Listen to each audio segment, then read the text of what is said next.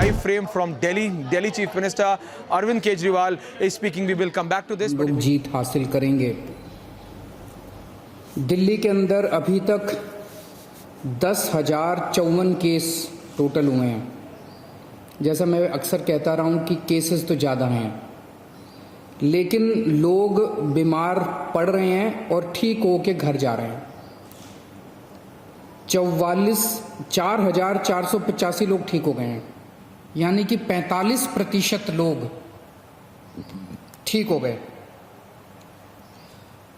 160 लोगों की मौत हो गई कोरोना की वजह से।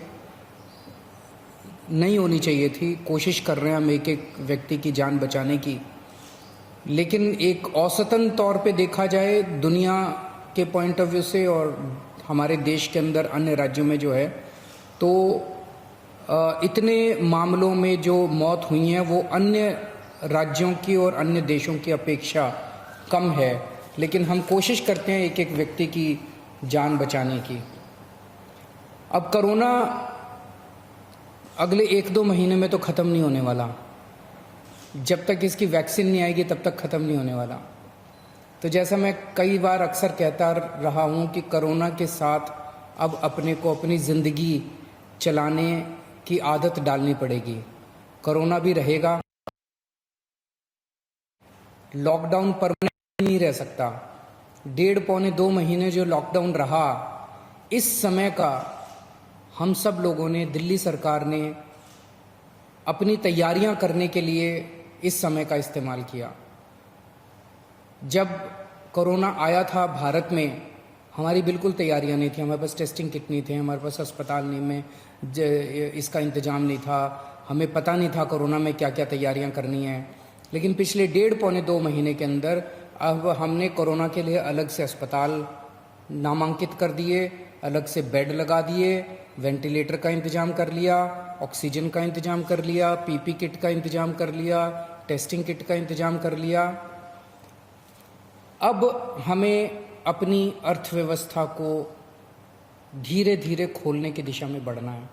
एकदम से भी नहीं खोल सकते, अब धीरे धीरे हमें खोलने की दिशा में बढ़ना है। कल केंद्र सरकार ने इस बारे में कुछ गाइडलाइंस जारी की हैं। उन गाइडलाइंस को ध्यान में रखते हुए दिल्ली सरकार ने कई का लॉकडाउन में ढील देने का निर्णय किया है। पहली चीज़ कि लॉकडाउन 31 मई तक जारी रहेगा, ऐसा केंद्र सरकार का आदेश है।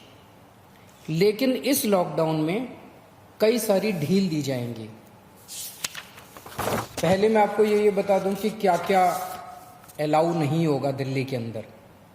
मेट्रो नहीं चलेगी, सारे school, college, coaching institute, training institute सब बंद रहेंगे, सारे होटल बंद रहेंगे, सारे cinema hall, shopping mall, gymnasium, swimming pool, entertainment park, theatre, bar, auditoriums, assembly halls, ये सब बंद रहेंगे। Social, political, sports, entertainment, academic, cultural, religious या किसी भी तरह की बड़ी गैदरिंग्स ये नहीं हो पाएंगी, ये अलाउड नहीं होंगी।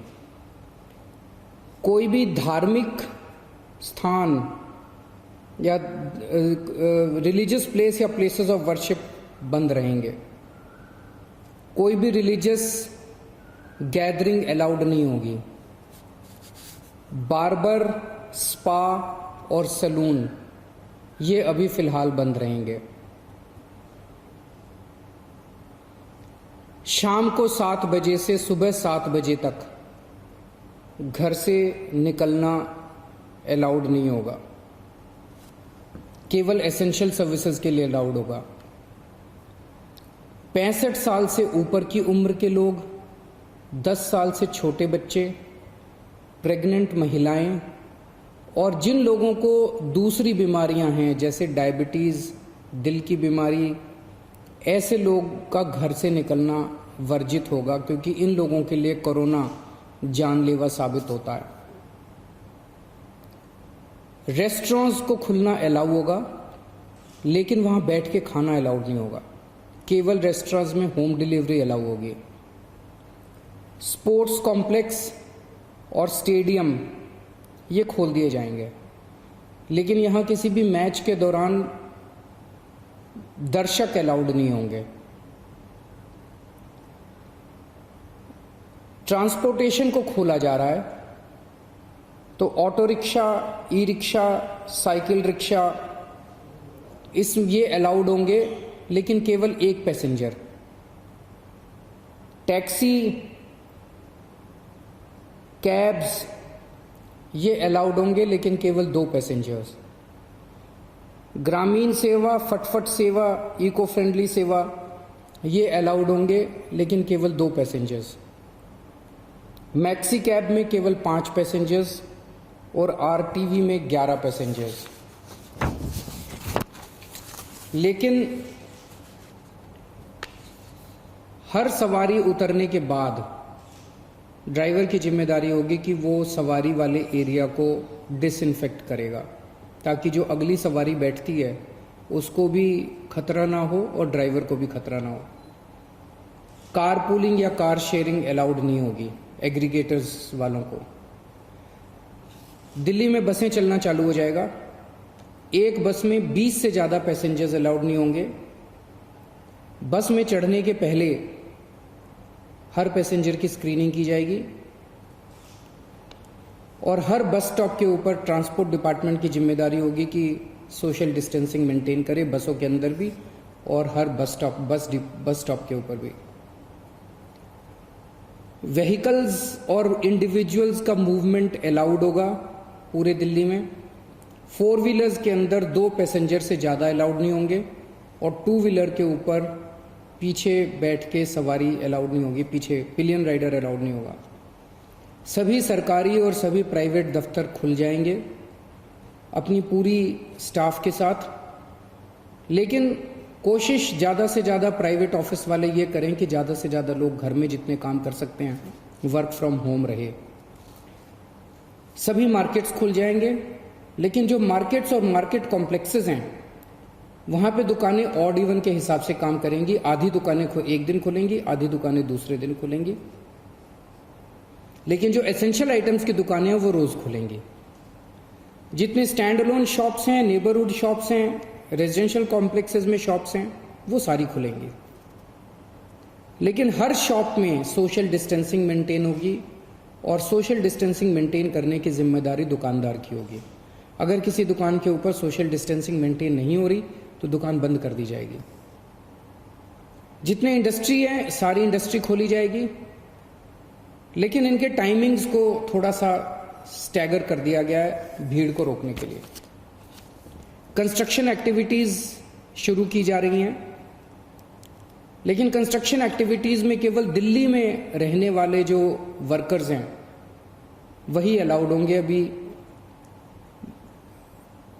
ट्रांस बॉर्डर वर्कर्स अभी लाना, बाहर से वर्कर्स को अभी लाके वो अलाउड नहीं होगा।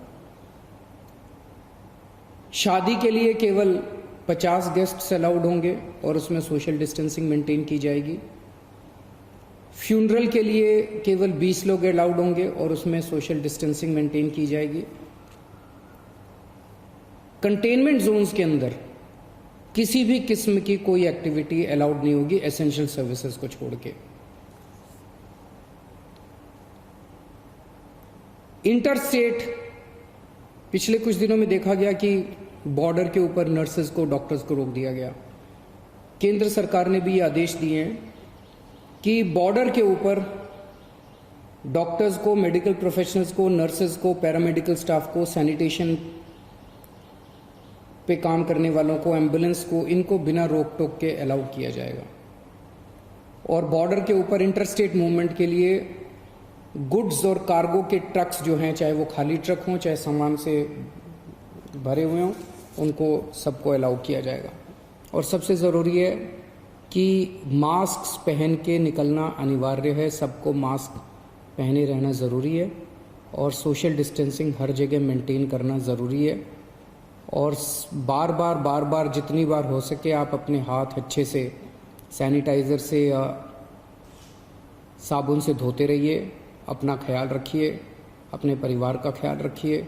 बड़ा कठिन समय है, लेकिन मुझे पूरी उम्मीद है जिस तरह से आपने पिछले 2 महीने में तपस्या की है, आपकी तपस्या ये बेकार नहीं जाएगी और हम सब लोग मिलके कोरोना से जीत पाने में कामयाब होंगे। नमस्कार।